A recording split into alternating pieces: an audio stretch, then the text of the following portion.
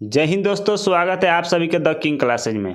Class शुरू करने से पहले एक बात याद रखना कि मंजिल उन्हें मिलती है जिनके सपनों में जान होती है। मंजिल उन्हें मिलती है जिनके सपनों में जान होती है। पंख से कुछ नहीं होता, हौसले से उड़ान होती है। अगर आपके हौसले बुलंद है तो ये जो प्रीवियस ईयर क्वेश्चन है ना, ये सिर्फ सवाल नहीं बल्कि आपकी सफलता की सीढ़ी है। इसमें वैसे प्रश्न है जो एग्जामिनर का फेवरेट प्रश्न है, जो हर बार एग्जाम में पूछता है। तो आइए इसे देखते हैं। पहला प्रश्न है कि तापमान तापमान मापने का यंत्र क्या है। तापमान मापने का यंत्र क्या है? थर्मामीटर। क्या है? थर्मामीटर है। तापमान मापने का यंत्र क्या है? थर्मामीटर है। आगे है कि सिक्का सिक्का पानी में टेढ़ा क्यों दिखाई देता है? सिक्का पानी में टेढ़ा क्यों दिखाई देता है? तो प्रकाश के अपवर्तन के कारण। प्रकाश के अपवर्तन के कारण। अगला है कि पृथ्वी का पलायन वेग। पृथ्वी का पलायन वेग।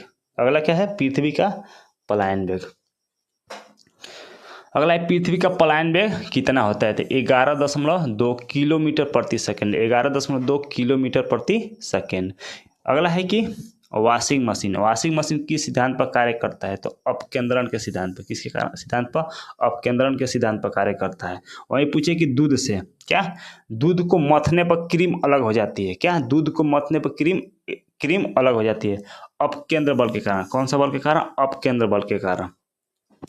अगला है प्रोटीन की फैक्ट्री। क्या? प्रोटीन की फैक्ट्री किससे कहते हैं? प्रोटीन की फैक्ट्री कहते हैं राइबोसोम को। किसको कहते हैं? राइबोसोम को कहते हैं। यह प्रश्न बार बार एग्जाम में पूछता है, इसलिए इसे ध्यान रखिएगा। इसका क्या है? प्रोटीन का फैक्ट्री। प्रोटीन का फैक्ट्री किसे कहते हैं? राइबोसोम को कहते हैं। अगला है कि विद्युत धारा। क्या? विद्युत धारा का सही मात्रक एम्पियर। इसका मात्रक तो जानते हैं, विद्युत धारा का सही मात्रक क्या होता है? एम्पियर होता है। आगे है कि ताप। ताप का सही मात्रक क्या होता है? केल्विन। ताप का सही मात्रक क्या होता है? केल्विन होता है।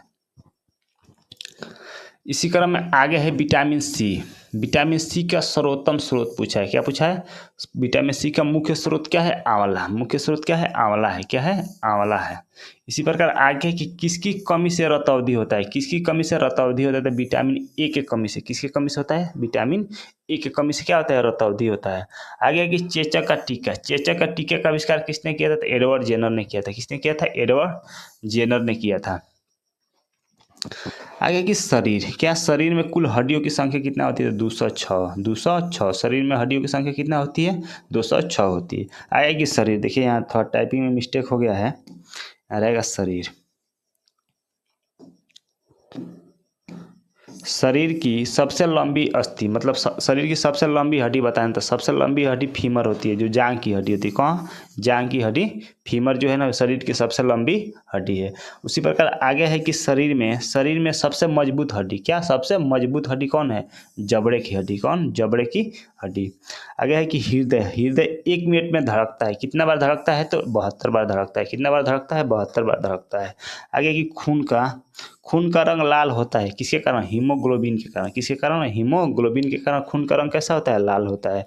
वही पत्तिया का रंग पूछे, मतलब पेड़ पत्ती के जो रंग हरा होता है ना, किसके कारण होता है? तो क्लोरोफिल के कारण होता है। किसके कारण?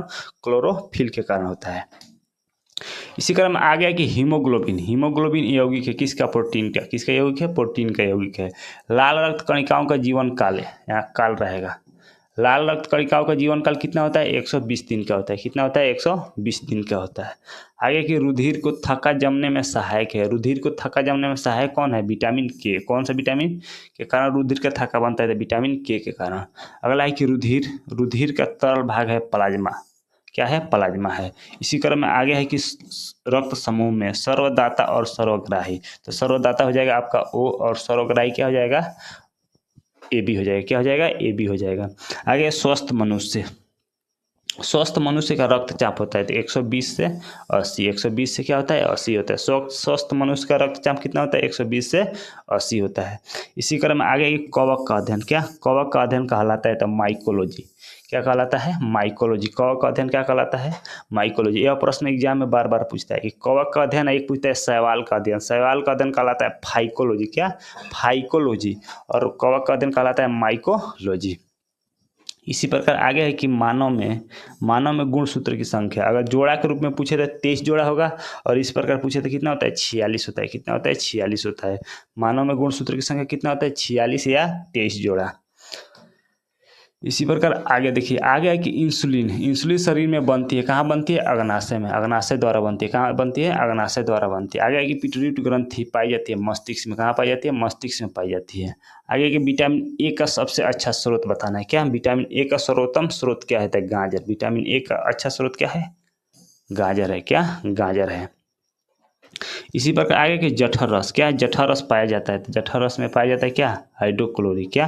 जठर रस में क्या पाया जाता है? हाइड्रोक्लोरिक अम्ल पाया जाता है। हाइड्रोक्लोरिक अम्ल पाया जाता है। आगे है कि हीमोग्लोबिन। हीमोग्लोबिन में पाया जाता है तो लोहा। हीमोग्लोबिन में पूछे कि कौन सा तत्व पाया जाता है, तो कौन सा तत्व पाया जाता है? लोहा पाया जाता है। हीमोग्लोबिन में कौन सा तत्व पाया जाता है? लोहा पाया जाता है। आगे की प्रोटीन। प्रोटीन का पाचक होता है। प्रोटीन का पाचक होता है, कहाँ होता है? छोटी आंत में। कहाँ होता है? छोटी आंत में होता है। आपके लिए एक प्रश्न है कि शरीर की सबसे छोटी अस्थि है, मतलब बताना है कि शरीर की सबसे छोटी हड्डी कौन है। इसका जवाब आप लोग कमेंट करके बताइए कि इसका सही जवाब क्या होगा। अगर वीडियो अच्छी लगी है तो वीडियो को लाइक कीजिए और चैनल को सब्सक्राइब कीजिए और वीडियो को ज़्यादा से ज़्यादा शेयर कीजिए और सपोर्ट कीजिए। थैंक यू, धन्यवाद।